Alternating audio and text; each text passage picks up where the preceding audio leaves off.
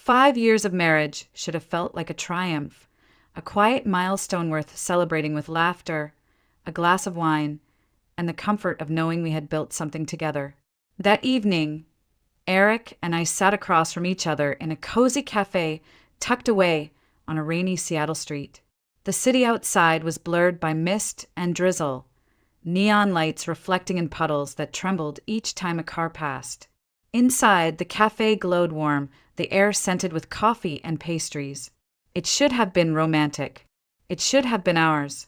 And then she spoke. Across the table, her red lips curved into a smile that made my stomach twist. Cassandra Reed, Cassie, as she insisted everyone call her, leaned forward, her manicured fingers resting lightly on the table as though she were about to deliver a toast. Her words dropped like stones into the silence. I want you to give me your husband. For a moment, I thought I had misheard. The cafe's hum dimmed around me, the clinking cups and low conversations fading until there was only her voice echoing in my head. My pulse throbbed in my ears. Surely Eric would laugh, dismiss it as the cruel joke it was, maybe even be outraged. Surely he would say something, anything, but he didn't. Eric just sat there, eyes on me, calm and unreadable, as if the outrageous request were nothing more than someone asking to borrow a pen. His silence cut deeper than any words could have. I searched his face for anger, for humor, for loyalty, for something, but there was nothing. The world tilted.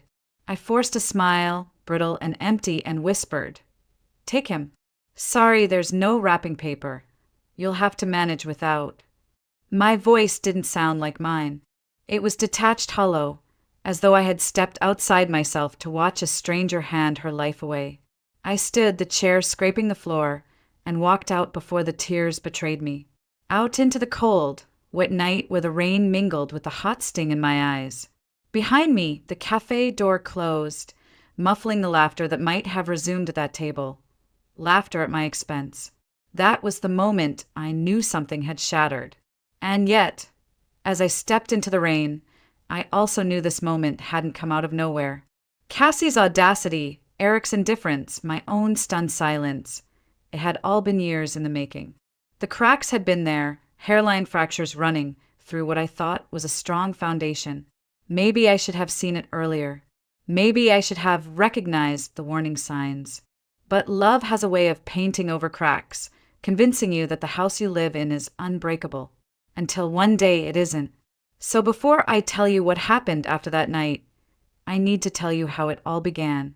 How Eric and I met, how we built our life, how Cassie returned from nowhere and slipped into our world like poison disguised as perfume. Because nothing about that shocking request was truly sudden. It was the inevitable end to a story I hadn't realized was already unraveling.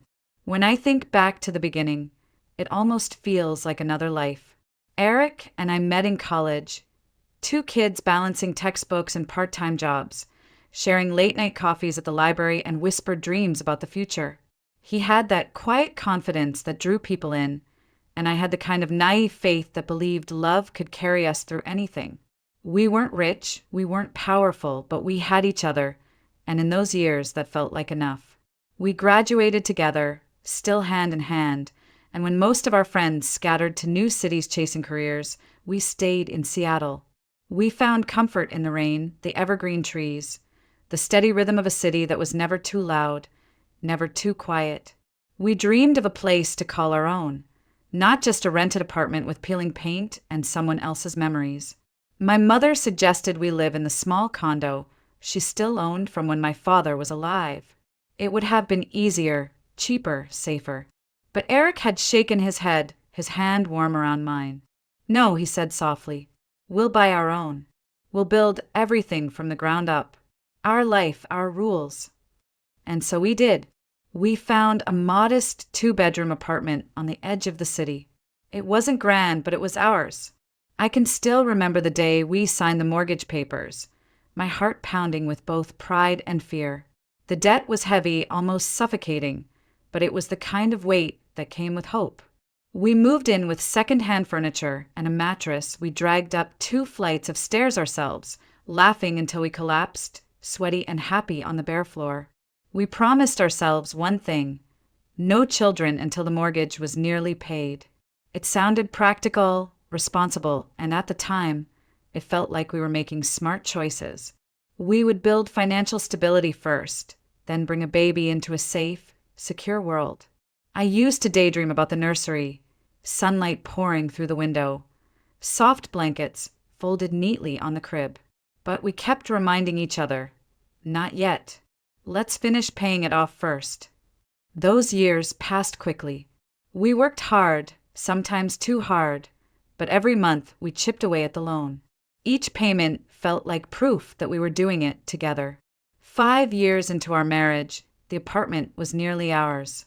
We would talk about it in bed at night, how close we were to freedom, how soon we could start a family. I'd rest my head on Eric's chest, listening to the steady beat of his heart, and think there was no safer place in the world. Looking back now, I realize how fragile that peace truly was. At the time, though, life felt solid. I would come home after work to the smell of Eric's cooking, or sometimes he'd come home to me trying out a new recipe, the two of us laughing at my clumsy mistakes. On weekends, we'd walk hand in hand through Pike Place Market, picking out fresh flowers or sipping coffee by the water. It was ordinary, but it was ours. We thought we had laid down strong foundations. We thought love, hard work, and shared dreams would keep the storms away. For 5 years, it seemed to be working. The apartment stood as our monument, a reminder that we had built something from nothing, that together we could overcome anything. But monuments can crack, even the ones you think will last forever. And ours had already begun to crumble, even if I couldn't see it yet. It happened on a gray afternoon, the kind Seattle is famous for. I had stopped by a small boutique downtown to pick up a gift for my mother's birthday when I heard a voice behind me, sharp and confident, the kind that makes people turn their heads. "Autumn Morgan? Is that really you?" I turned, and there she was, Cassandra Reed. Cassie. We had gone to high school together, though back then she had been just another girl in our graduating class. Now, she looked transformed. Her hair was sleek, her makeup flawless, her clothes expensive enough to make the sales associate rush over with a smile. She carried herself with the kind of ease that only comes from money and attention. "Cassie," I said, trying to hide my surprise. "It's been years." She laughed, tossing her hair back. 3 ex-husbands, 2 trips to Europe, and I'm just getting started. I'm opening a salon, something high-end, not like those cheap chains. You'll have to come by once it's ready. I'll make you look like a new woman. I smiled politely, but before I could respond, she gave me a slow once-over, her lips curving into something between amusement and pity. "You know, Autumn, you don't really take care of yourself, do you? You've always relied too much on your youth and natural looks. That won't last forever, sweetheart." The word stung, though I tried not to let it show. I straightened my posture, forcing a laugh as though it were nothing more than friendly banter. But inside, I felt suddenly small, as if the simple life I had been so proud of was something to be ashamed of in her eyes. Cassie, of course, didn't notice or didn't care. She went on about her salon, her connections, the men who still chased her despite her history. She spoke with such confidence, as though the world had bent itself to her will. I nodded, offering polite comments when I could, waiting for the moment when I could excuse myself. At the register, as I paid for my mother's gift, she leaned closer, her perfume overwhelming. "Give me your number. We should catch up properly. It'll be fun." I hesitated for a second too long, but in the end, I handed it over. It felt rude not to. After all, what harm could it do? Old classmates meet again, share a coffee, maybe laugh about the past. Nothing more. She smiled, her teeth white and perfect. "Perfect. I'll call you soon." As I walked back into the drizzle, clutching the small shopping bag to my chest, I shook off the strange feeling her words had left behind. Cassie was bold, brash, maybe even a little cruel, but she was just passing through my life. At least, that's what I told myself. What I didn't know then was that this chance encounter wasn't harmless at all. It was the first crack in the walls of my marriage, the beginning of something that would grow like poison until it consumed everything I thought I could trust. At first, it was little things, harmless, or so I tried to convince myself. Cassie called me a few days after our reunion, insisting we get together. I suggested meeting at a cafe downtown, but she laughed lightly, almost dismissively. "Why don't I come over? I'll bring dinner. You two deserve a treat." And so she did. That evening, she showed up at our apartment with glossy shopping bags filled with gourmet food and bottles of wine that probably cost more than our entire grocery budget for a week. She swept in like she owned the place, her heels clicking against the hardwood floor, her perfume filling every corner. She draped her coat over a chair without asking, set the table as though it were her own, and within minutes had turned what should have been a quiet meal between Eric and me into something else entirely. She laughed loudly, clinking her glass against Eric's, telling stories about her travels and her ex-husbands, all with an air of theatrical drama. Eric seemed captivated, his eyes following her, his laughter louder than I had heard in months. I sat there, smiling weakly, feeling like a guest in my own home. From then on, she came often. Sometimes she called first, sometimes she didn't. Always with some excuse. Leftover pastries from a bakery she knew, a new recipe she wanted to try, a dress she wanted to show me. And every time, the atmosphere in our apartment shifted. What used to be our dinners, simple meals where Eric and I caught up about work and shared quiet jokes, turned into stage performances, with Cassie as the star.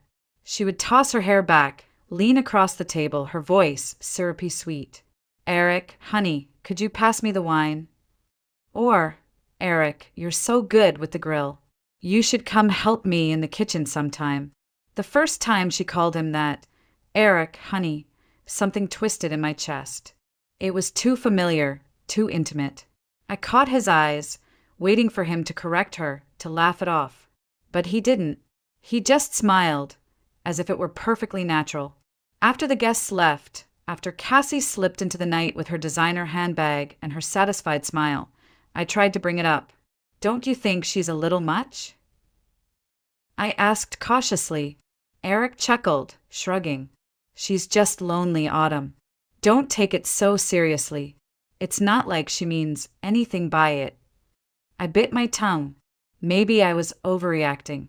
Maybe it was nothing. But each time she came back, my unease grew. And then I started noticing her things. At first, it was a pair of slippers tucked near the door. I assumed she'd forgotten them. Then a towel hanging in the bathroom, soft and expensive, nothing like the ones I had bought.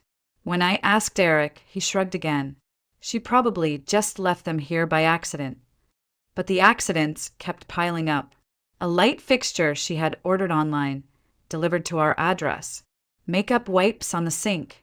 A silk robe draped over the back of a chair. Piece by piece, Cassie was leaving her mark on the place Eric and I had fought so hard to build. Every corner that once felt like ours began to feel like hers. And no matter how tightly I tried to hold onto the life Eric and I had created, it was as if Cassie was weaving herself into the fabric of it, strand by strand, until I could no longer tell where my marriage ended and she began. It didn't take long before Cassie stopped acting like a guest altogether. She began to behave as though our apartment was hers to manage, hers to arrange, hers to control. One evening, I walked into the living room to find Eric and Cassie standing shoulder to shoulder, studying the sofa as if it were a problem to be solved. "You know, Eric," she said, her voice light and teasing, "this couch would look so much better against that wall. It opens the space, lets the light in." And before I could say a word, Eric was already helping her drag the furniture across the floor. The legs scraped loudly against the hardwood, my protests drowned out by their laughter when the new placement didn't quite fit. "It's fine," Cassie giggled. "We'll figure it out." "We?" The word echoed in my head. Since when did Cassie have a say in our furniture in our home? I stood there, arms crossed, watching as they adjusted the angle, both smiling, both so sure this was perfectly normal. Another week, I came home to find the light fixture in the dining room gone, replaced by something sleeker, brighter. Cassie's style, not mine. When I asked about it, Eric shrugged casually. Cassie thought it would bring more warmth to the space. She ordered it. I installed it. She ordered it. My voice rose despite my effort to stay calm. Eric, this is our home, not hers. He sighed, brushing me off. Why are you making such a big deal out of this? She's just trying to help. Help. That word felt like poison.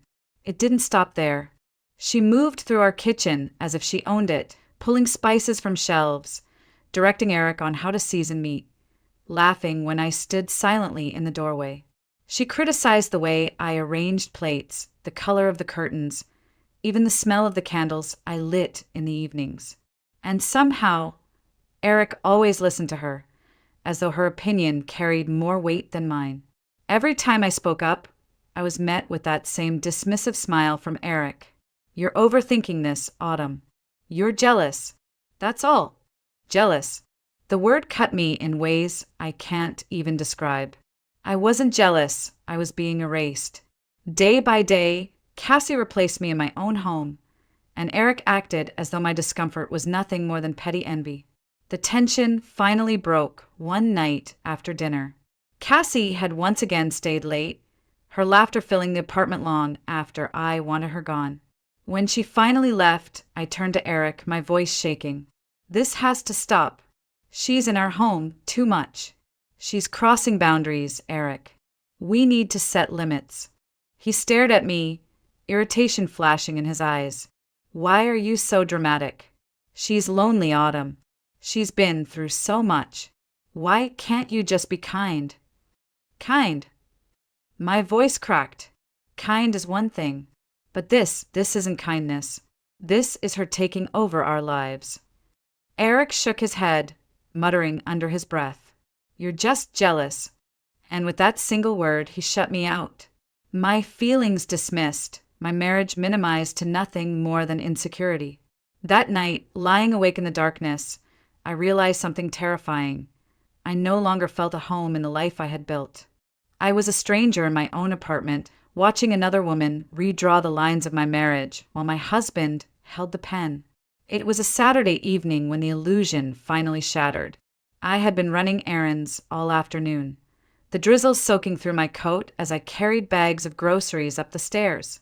When I unlocked the door to our apartment, the smell hit me first, garlic, onions, something rich simmering on the stove. For a fleeting second, I thought Eric had surprised me with dinner. But then I walked into the kitchen. There she was, Cassie. She stood at the counter in one of my aprons, my apron, tied snugly around her waist as she stirred a pot like she had been doing it for years. Her hair was tied back, her sleeves rolled up, as if this were her kitchen, her life. Eric stood beside her, laughing at something she had said, chopping vegetables while she leaned close enough to whisper into his ear. The sight froze me where I stood. My bag slipped from my hands, apples rolling across the floor. Cassie turned, startled for only a second before her smile returned, warm and casual, as though this were perfectly normal. Oh, Autumn, she chirped. We thought we'd surprise you. Eric and I decided to cook tonight. You work so hard. You deserve a break. A break. From my own kitchen. My chest burned, fury rising faster than I could contain it. Take off that apron, I snapped. Get out of my house. Her smile faltered, her eyes wide as she glanced at Eric. He stepped forward, setting down the knife, his voice calm, patronizing. Autumn, relax. She's just helping. Why are you so upset? Upset? My voice cracked, louder now. She's in our kitchen, Eric. She's wearing my things, cooking in my home as if she owns it. I want this to stop. Do you hear me? I want it to stop. You're not welcome here anymore, Cassie. Cassie's lip trembled, and suddenly she was no longer the confident, glamorous woman who had barged into our lives. She became the victim, her eyes filling with tears as she dropped the spoon with a clatter. I didn't mean to upset you. she whispered, her voice breaking. I just wanted to help. I'm alone, Autumn. I don't have anyone. I thought we were friends. Before I could answer, Eric moved to her side, placing a hand on her shoulder.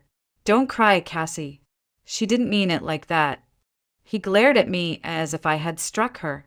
God, Autumn, do you realize how cruel you sound? She's lonely, and you're treating her like some kind of intruder. My laugh was sharp, bitter. Because she is an intruder. Can't you see what's happening? She's replacing me in our life, and you're letting her.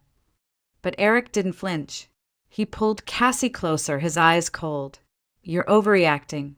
You're jealous, and it's ugly. You should be ashamed of yourself. Ashamed. The word landed like a knife.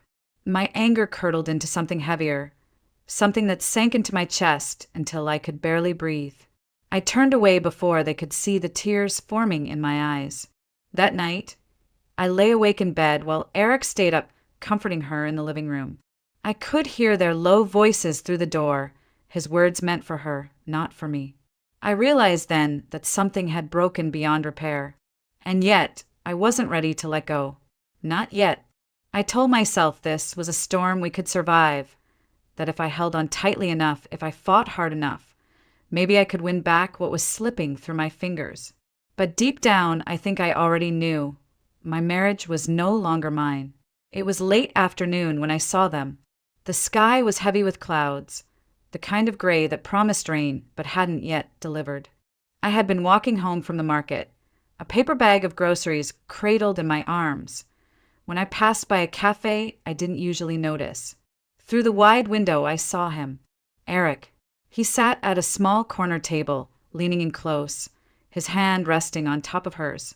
Cassie's laugh carried even through the glass, her head tilted back, her manicured nails glinting as she squeezed his fingers. And then, before I could convince myself I was imagining it, he leaned forward and kissed her. Soft, easy, like it was something they had done many times before. The world around me went silent. My knees weakened, and the groceries slipped slightly in my arms. I couldn't breathe, couldn't move, could only stand there, frozen, as the truth I had tried so hard to deny stared back at me from behind the pane of glass. I told myself to turn away, to walk home, to pretend I hadn't seen it. But I couldn't. My feet carried me forward, through the door, the bell above it chiming as I stepped inside. They didn't notice me at first. They were too wrapped up in each other, their voices low and intimate. Then Cassie spotted me. Instead of shame or guilt, her lips curved into a smirk.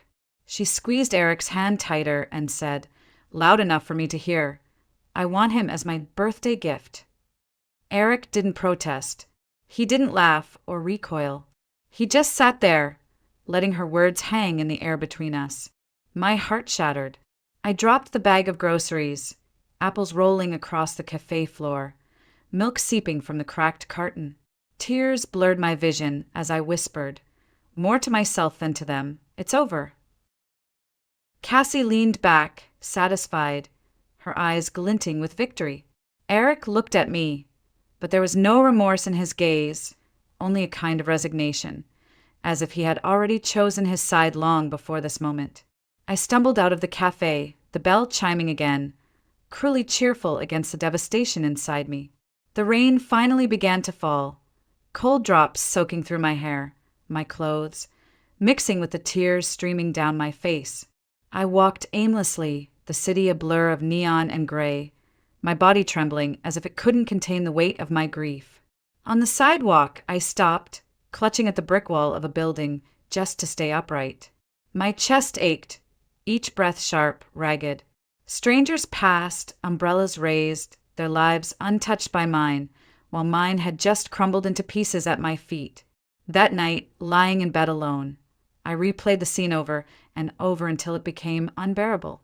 The kiss, her words, his silence, each memory another knife twisting deeper.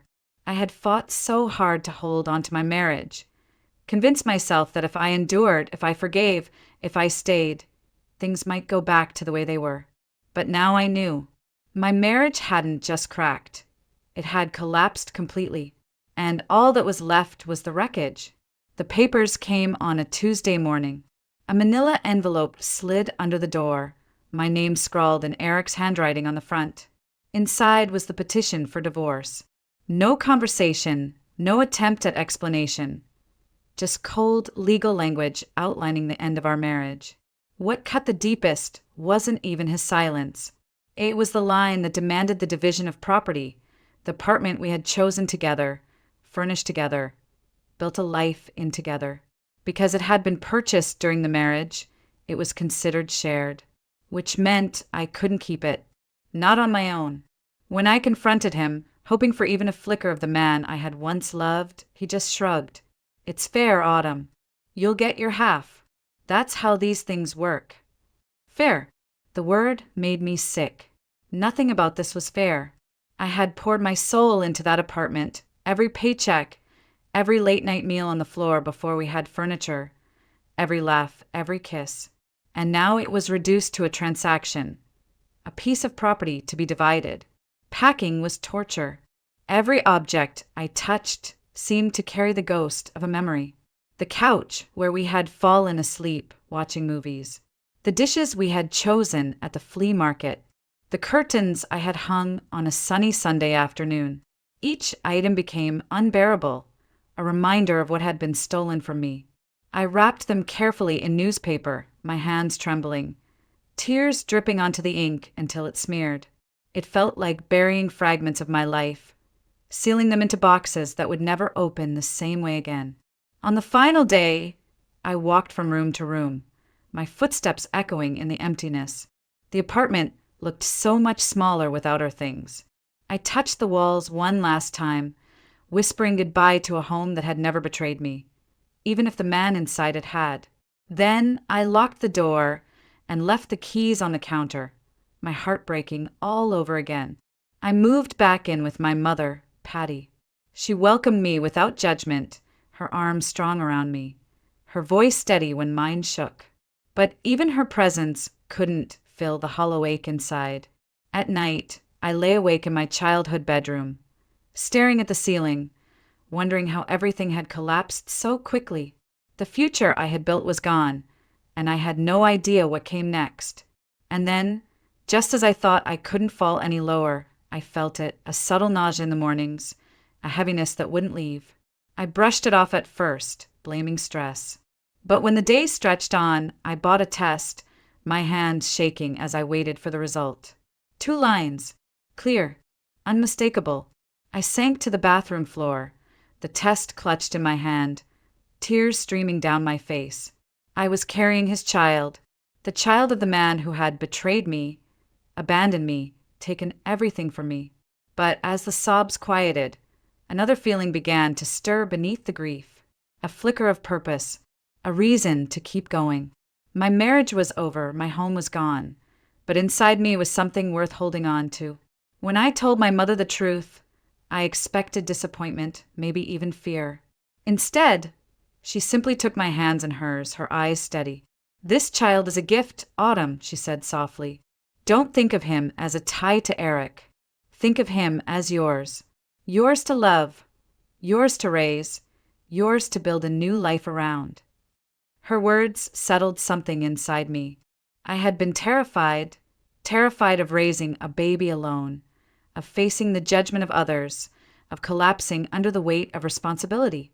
But with my mother's unwavering support, fear slowly began to shift into resolve. Pregnancy was not easy. My body changed in ways I hadn't expected. The nausea, the exhaustion, the restless nights, all of it pressed down on me. But each flutter in my belly, each tiny kick, reminded me that I wasn't just carrying Eric's betrayal inside me. I was carrying hope, a future, a reason to keep going. I began to plan. At first, it was small things, making lists, sorting through baby clothes my mother had saved from years ago, repainting the spare room in soft shades of cream and blue. But soon, I started to think about more than survival. I thought about independence, about stability, about creating a world where my child would never feel the uncertainty I had lived through. When my son was born, I held him against my chest, his tiny cries filling the hospital room, and I knew my mother had been right. He wasn't a reminder of loss, he was my salvation. I named him Matthew, a name that meant gift of God. And that's exactly what he was. Caring for him was exhausting, especially in those first months. Sleepless nights blurred into endless days, each feeding and diaper change a challenge. But instead of feeling trapped, I felt anchored. Matthew gave me focus. He gave me something to fight for. I knew I couldn't rely on my mother forever. I needed to build something of my own. That's when I turned back to an old skill I had nearly forgotten, sewing. As a teenager, I had made my own dresses, patched clothes for friends, experimented with fabrics late into the night. Now, with Matthew napping beside me, I began again. At first, it was simple repairs for neighbors, hemming pants, mending seams. But word spread quickly. Soon, women from the neighborhood were bringing me fabric, asking me to make dresses for weddings, jackets for work, costumes for school plays. With each stitch, I stitched myself back together. It wasn't easy. Money was tight. There were days when I wanted to give up, when exhaustion threatened to overwhelm me. But every time I looked at Matthew's sleeping face, I found the strength to keep going. My mother helped when she could, rocking him to sleep while I bent over the sewing machine, but the work was mine. The business was mine.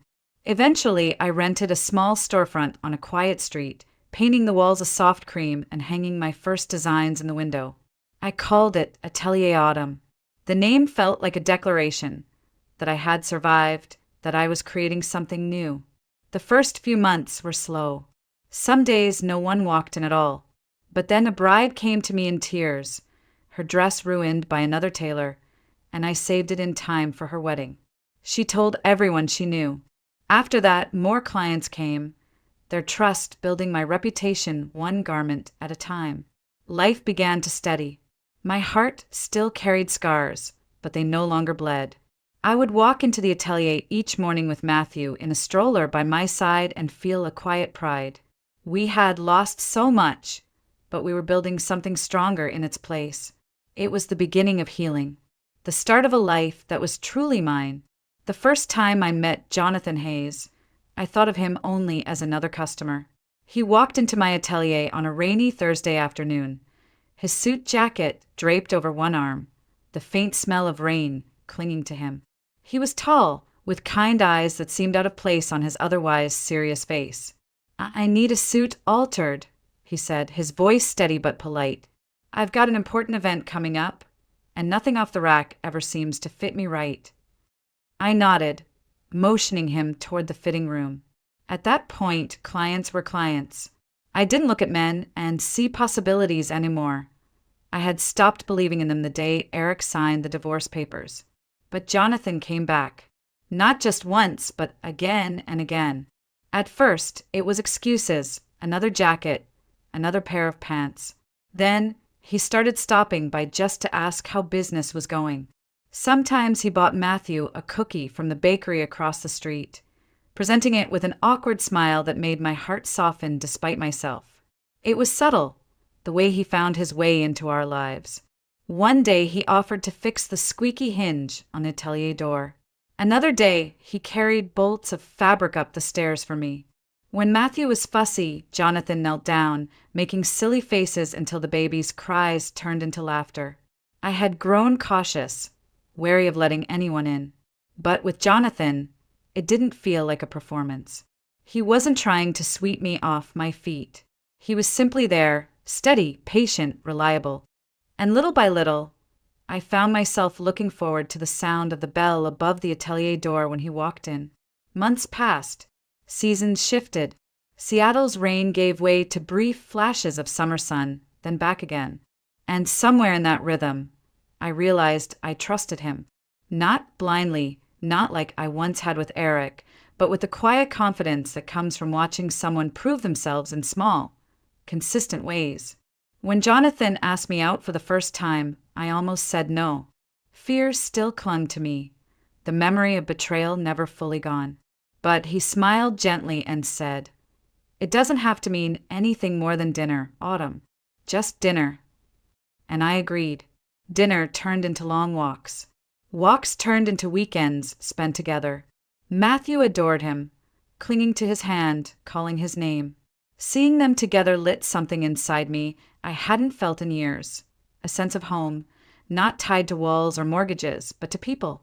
2 years after that first alteration, Jonathan proposed. It wasn't a grand gesture. No flash, no audience. Just the three of us in the atelier late at night. Matthew asleep in the stroller, Jonathan holding out a simple ring. I don't just want to love you, Autumn. I want to build with you. I want to raise him with you. Let me be part of your family. I said yes. Our wedding was small, intimate. My mother cried. Matthew clapped and laughed when I walked down the aisle. Jonathan looked at me like I was the only person in the world, and for the first time in a long time, I believed in forever again. But life has a way of circling back. One afternoon, years later, Eric appeared at the atelier. His hair was grayer, his eyes tired, but the arrogance was still there. He stared at Matthew, now a bright, lively little boy with Jonathan's mannerisms, and something shifted in his face. Recognition. He's mine, Eric whispered, almost in awe. He's my son. I stood tall, my hand steady, even as old pain threatened to resurface. Jonathan was by my side, calm and silent, a pillar of strength. I looked Eric in the eye and spoke the truth I had carried for years. He already has a real father. Eric flinched, as if struck. He opened his mouth, then closed it again, words failing him for the first time in his life. He left without another word, the door swinging shut behind him. I turned back to Jonathan, to Matthew, to the life we had built together. My past no longer had the power to define me. The betrayal, the heartbreak, the collapse, they were chapters in my story, but they weren't the ending. The ending was this: a family born not of perfection, but of resilience. A love forged not from illusions, but from truth. A future built not on borrowed dreams, but on the strength I had found in myself. For the first time, I felt free. I saw my father's face turn gray just minutes after dessert was served. He clutched his stomach, staggered up from the table, and made it halfway down the hallway before the sounds began. Wrenching, violent retching that echoed through the pristine walls of my parents' colonial-style home. Crystal clinked, silverware stopped midair. My mother Diane stood frozen beside the sideboard, her fingers still curled around the empty glass she had so lovingly handed to my husband earlier that evening. Only, he hadn't drunk it. I had watched Julian switch glasses with my father. At the time, I didn't understand why. It had felt like nothing more than one of those quiet marital codes. The subtle glances, the silent gestures only two people in sync can read. He'd taken the glass she offered him with a tight-lipped smile, then reached for another before she could protest. "Let me help carry these out," he had said, ever the helpful guest, ever the polite son-in-law. But now, as I watched Gerald collapse onto the tile floor, wheezing and groaning, the gesture replayed in my mind like a silent warning I hadn't heeded. My mother rushed to his side, barking orders for towels, water, a cold compress. "It must have been the shrimp," she gasped, wide-eyed and pale. "Or the sangria." I told the caterer to be careful. Julian sat perfectly still. He didn't panic, didn't speak, just stared at the crumpled body of the man who had spent the last 6 years of our marriage mocking his career, questioning his manhood, and finding every possible way to belittle his worth. Something about the way Julian's jaw clenched told me he had seen this coming, and I hadn't.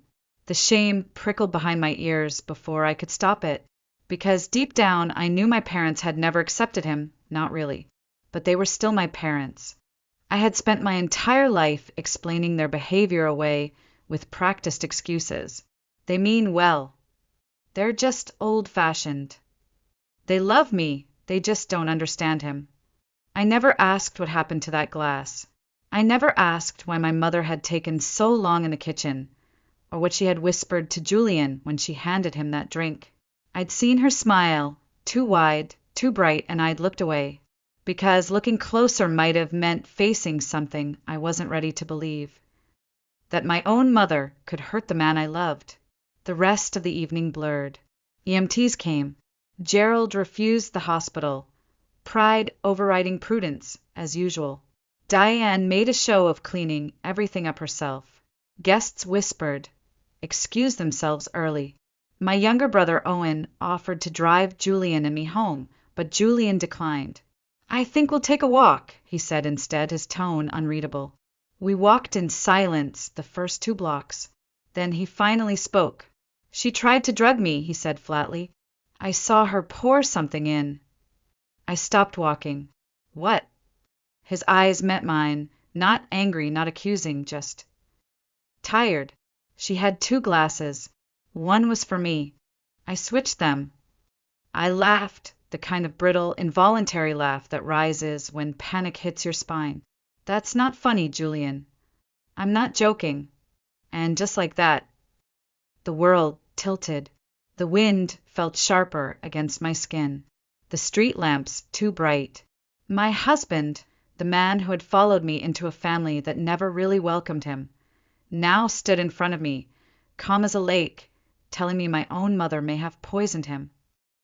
And I couldn't find a single reason to doubt him, but I still did, because if I didn't, what did that make me? What did that make her? I used to believe my family was perfect. Not in the sitcom kind of way. We didn't take Christmas card photos in matching sweaters or laugh over pancake breakfasts. But we looked good on paper. Colonial house in the best part of Asheville. Private schools. Summer trips to Maine. My mother ran every charity auction like a 5-star general. My father, Gerald, was a partner at one of the most prestigious financial firms in the state. My younger brother Owen was the golden boy, football captain turned investment prodigy. And me? I was the well-behaved daughter who never caused trouble, never raised her voice, never dated anyone my parents didn't approve of. Until Julian. I didn't choose that life. I was born into it. And in my family, birthright came with invisible strings. My clothes, my friends, my college major, all gently nudged in the direction Diane and Gerald preferred. I thought it was normal. Until it wasn't. Thomas was the first person I truly loved. We met in undergrad.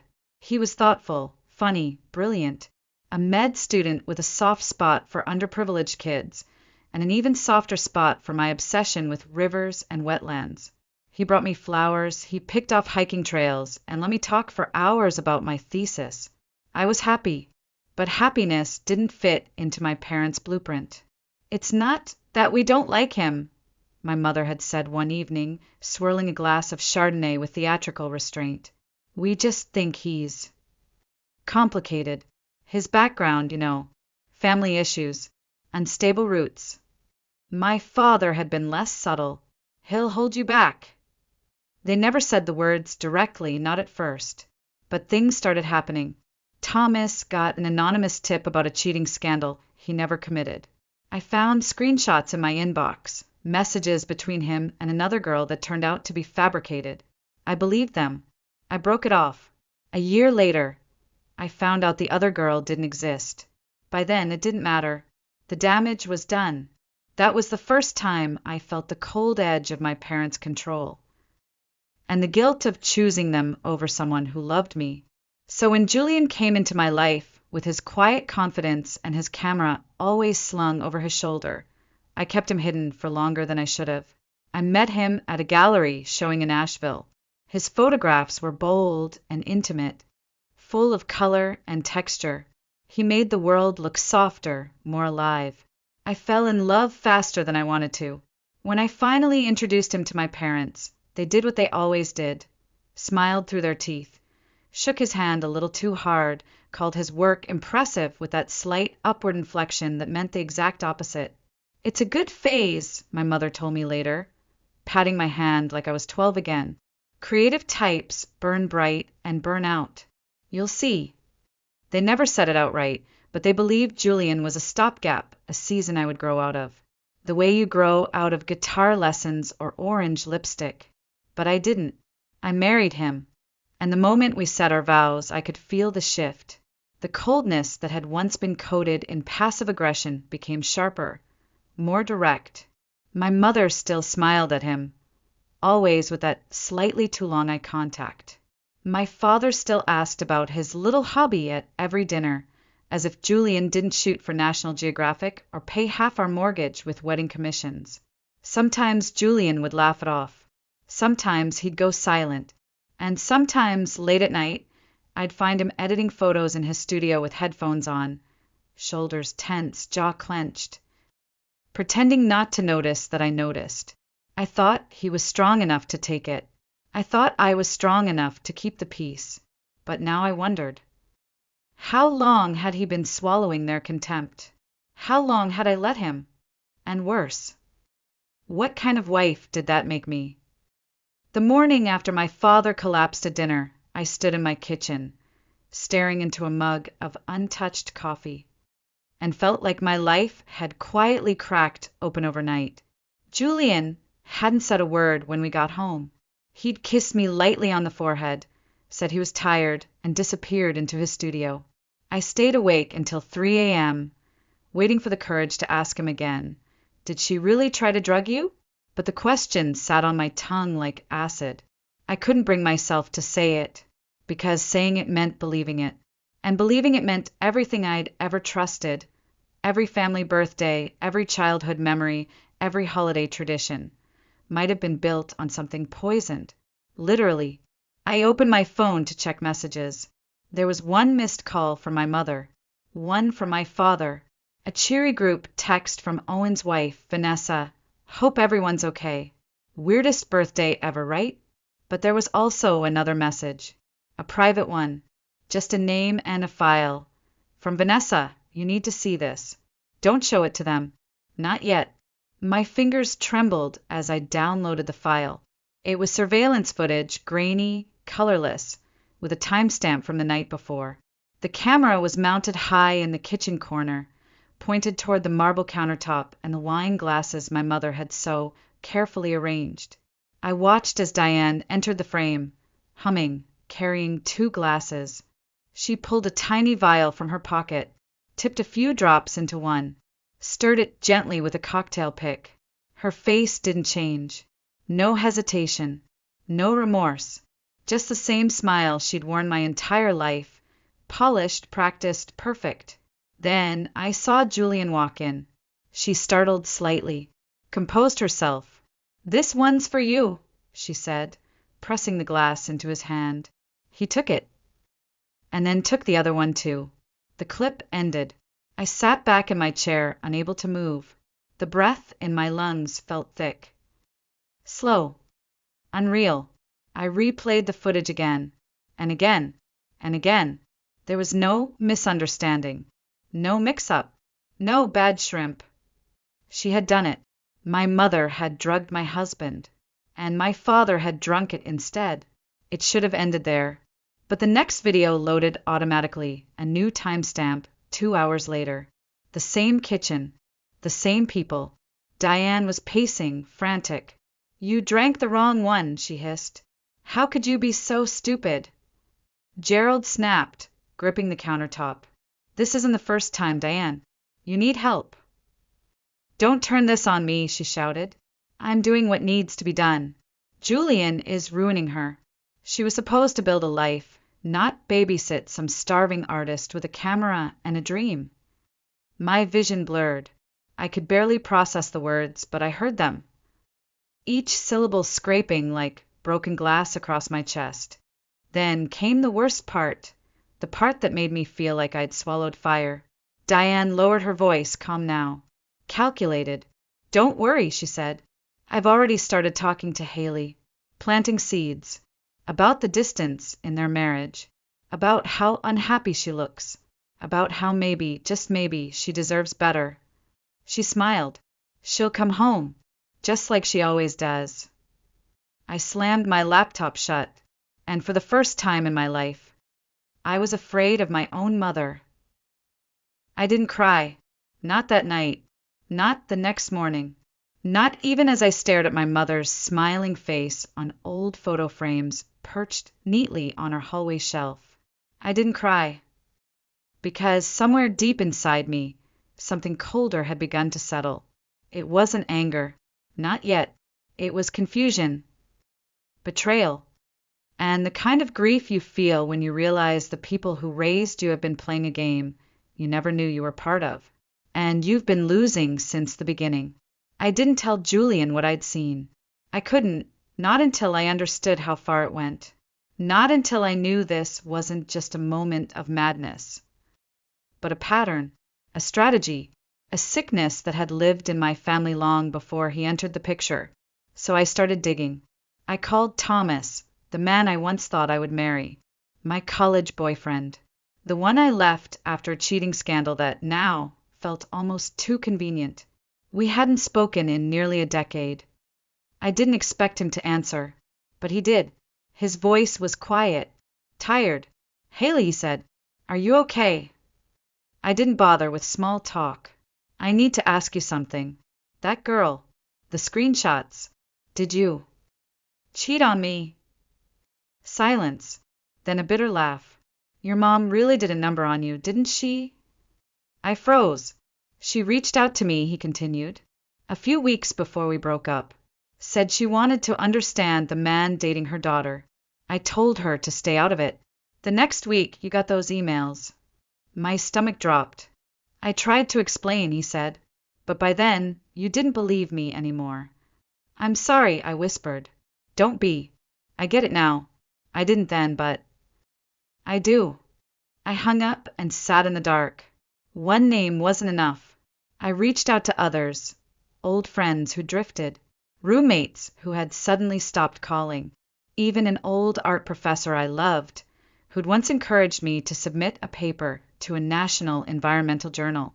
I never did, because my mother said it would be too political. Every person I spoke to added another piece to the puzzle. People didn't just disappear from my life. They were pushed out, and I had let it happen. Because I thought it was normal. Because I trusted that when my mother whispered, "They're not good for you," she was protecting me. But she wasn't. She was shaping me, molding me into someone who only needed her. The worst confirmation came from Vanessa. We met in a park near her son's preschool. She handed me a second USB. "More footage," she said, her voice low. "They don't know I have access to the backup server." That night, I watched everything. More footage from the dinner. Diane whispering behind Julian's back. Gerald rolling his eyes when my husband complimented the food. Owen, silent, shrinking, clearly used to the tension. Then, a clip that nearly broke me. Gerald, standing in the living room 2 days after the incident, saying plainly, "If Haley doesn't leave him, she's not the daughter I raised." And Diane, smiling. "Don't worry," she said. "I've started talking to her about their problems. She thinks it's her idea. By the time I'm done, she'll file for divorce and thank me for it." I covered my mouth. That wasn't control anymore. That was war. And I was the battlefield. I sat on our porch for hours after that, staring at the stars I used to think meant something. I thought about Julian, about the way he smiled when no one was watching, the way he brought me coffee when I worked too late, the way he never once, not once, spoke badly about my parents, even when they treated him like he didn't belong. I thought about how close I'd come to believing them, to walking away from the only person who had truly, unconditionally loved me. They almost won, but not this time. I didn't tell Julian right away. I couldn't, not because I didn't trust him, but because I didn't trust myself. I was still processing the weight of what I'd uncovered, not just the footage, not just the betrayal, but the entire architecture of my childhood collapsing in slow motion. I needed to be sure. I needed control over something, anything, in a world that had been choreographed for me since I was born. So instead, I asked him to skip Sunday dinner. He blinked, surprised. "You sure?" I nodded. "I just need some space. For us." No noise. He didn't ask questions. He never pushed when I closed off. He simply waited at the edge of whatever storm I was weathering. That night, as he edited photos in his studio, I sat beside him in silence, holding his hand, memorizing the shape of peace I had almost let my mother destroy. The next day, I made a plan. I printed the lab results from the toxicology report Julian had quietly run after the dinner, the one showing benzodiazepines in the wine glass. I pulled the prescription history I'd found for Diane, 3 different doctors, overlapping orders for Xanax. I made copies of the emails Thomas had sent me, the text messages from Mom, the footage, everything, and then I waited. My opportunity came wrapped in a casual comment, as it always did. "I need a new profile photo," my mother said during a call with me and Owen. "Haley, darling, you think Julian would take a few shots?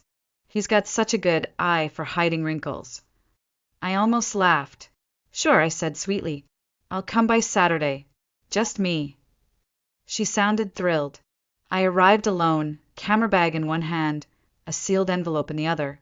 My heart thudded like a drum in my chest as I stepped through the door.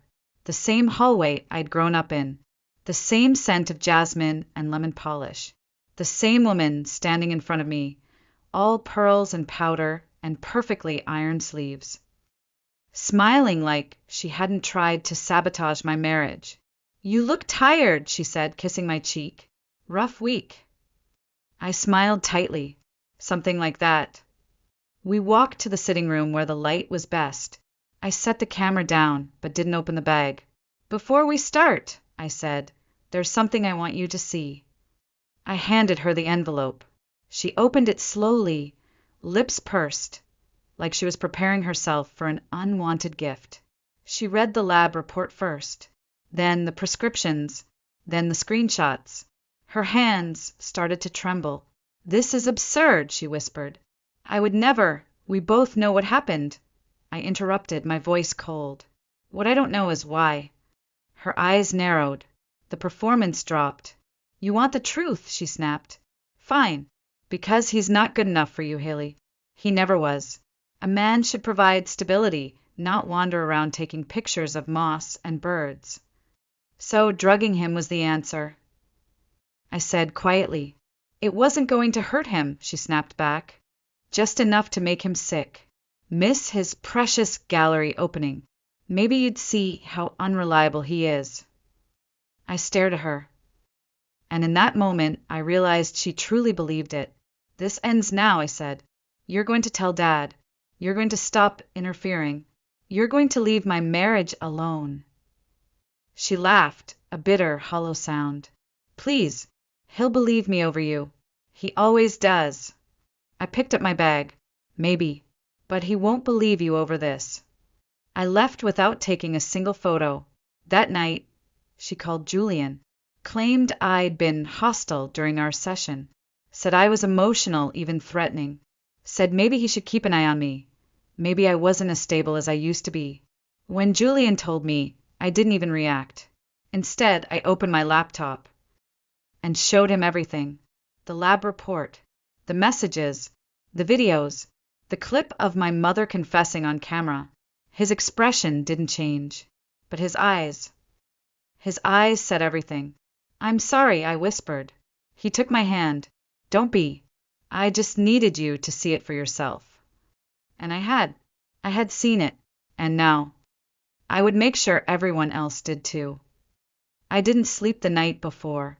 I lay awake beside Julian, staring at the ceiling, replaying every lie, every manipulation, every whispered warning I'd ignored for years.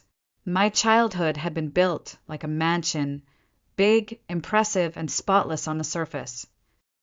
But the foundation had been cracked the entire time, and now I was about to rip off the facade in front of everyone who still believed it was real. Owen and Vanessa arrived early. Vanessa looked calm, but I could see the tension in her shoulders. Owen looked unsure, still loyal, still stuck in the narrative our parents had woven since we were kids, that they were flawless, and any discomfort we felt was just a lack of gratitude. "Are you sure about this?" Owen asked, glancing nervously at my laptop. I'm sure, I said. But you don't have to stay if. I'm staying, Vanessa interrupted. Her voice didn't shake. I've waited years for this. At 7:05 p.m., we walked into my parents' living room. Diane was waiting on the couch, dressed like she always was, like she might be photographed at any moment. Gerald stood behind her, arms crossed, a glass of bourbon in his hand, already assuming this would be nothing but a dramatic misunderstanding he could diffuse with charm and condescension. I understand there's been a situation, he said smoothly. Let's sit and talk like adults. No more talking, I said, plugging my laptop into the TV. You're going to watch. Julian hit play. The footage played without sound, the moment in the kitchen, the vial, the switch, Gerald drinking the wrong glass. Then the aftermath, the screaming, the accusations, the clip where Diane said she was planting ideas in my head, the conversation about Thomas, the plan to make me file for divorce and think it was my idea. Gerald's glass clinked against his teeth. Diane tried to speak, but I raised my hand. We're not done. I opened the email thread from Thomas, played a voice memo from one of my college professors, showed screenshots of messages Diane had sent me over the years, all disguised as concern, all chipping away at Julian in little, calculated pieces. When it was over, the silence was suffocating. Diane's face was pale. Gerald looked stunned. Not by the evidence, but by the fact that his control had failed. I love you both, I said, my voice low steady. But what you've done is unforgivable. You don't get to control my life anymore. Owen stood beside me. You did it to her, he said, turning to Diane. You tried to do it to us too. You only started liking Vanessa after we had James, after you had leverage. Gerald's voice cracked. You're overreacting. No, Owen snapped. We're finally reacting, and it's long overdue. Diane began to cry, not out of remorse, out of loss. Her empire was falling. I took a breath and stepped forward. I handed Gerald a USB drive. This has everything. The footage, the messages, the testimonies. You can keep it. He narrowed his eyes. What is this supposed to mean? It means I'm not going to ruin your reputation by sharing this, I said, because that would hurt me and Julian and our future, and I would never do that. I let the pause hang in the air, but if you ever try to sabotage us again or manipulate me, or so much as whisper to another person about how Julian isn't good enough, then every board member at your firm, every member at your golf club, every business partner you've ever shaken hands with, they'll all get a copy. He looked at me for a long time. And for the first time in my life, Gerald Mercer didn't have anything to say. 6 months ago, I would have begged for their approval. Now, I didn't even need their silence. I just needed their absence. And I finally had it. 6 months passed. Not a single Sunday dinner. Not a single passive-aggressive phone call. Not a single surprise visit with Diane showing up at my doorstep just to drop something off. It was quiet, suspiciously quiet, like the calm after a storm. But also the kind that makes you wonder if the hurricane is just waiting for its next chance. Julian, and I didn't speak much about that night, the confrontation. We didn't need to. Some things, once named, no longer need to be repeated. They simply change the way you move in the world. But I will say this, I walked differently after that. I breathed differently. I laughed more. I cried harder. I lived like I'd been underwater my whole life and had finally broken through to the surface. And then a new chapter began. I found out I was pregnant. Julian was in the kitchen when I told him. I didn't even need to say the words. I just held out the test with shaking hands. His smile wasn't huge or loud or cinematic. It was soft, deep, reverent, like he knew exactly how much this meant and how much we'd both fought to earn this peace. When we told my parents, we didn't invite them to lunch or host a family dinner. Isen a text. Simple, direct. We're having a baby. Please respect our boundaries. Diane responded within minutes. That's wonderful news. Come stay with us for a while. We can help make things easier. You'll need rest. We can be there for you. I stared at the screen, then put the phone down without replying, because help was never what she wanted to offer. It was control, access, leverage. And this time, I wasn't handing her any. 3 weeks later, we received a letter from a law firm in Charlotte. At first, my heart pounded, panic flashing in like a bad habit. But when Julian opened the envelope, he froze, then smiled. It was a deed to the house we'd been renting, signed over to us, free and clear. No strings, no conditions, no note.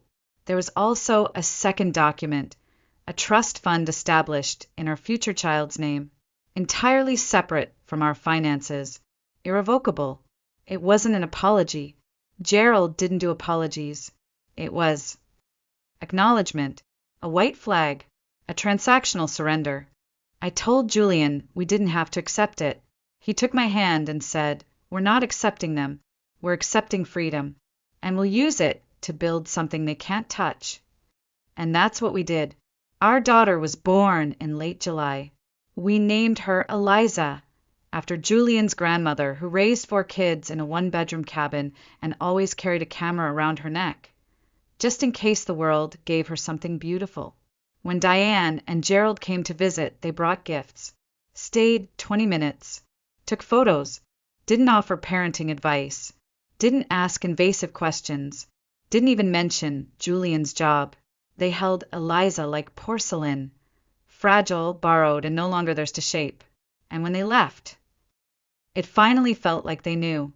They couldn't reach me anymore. It was a Tuesday afternoon when the envelope arrived.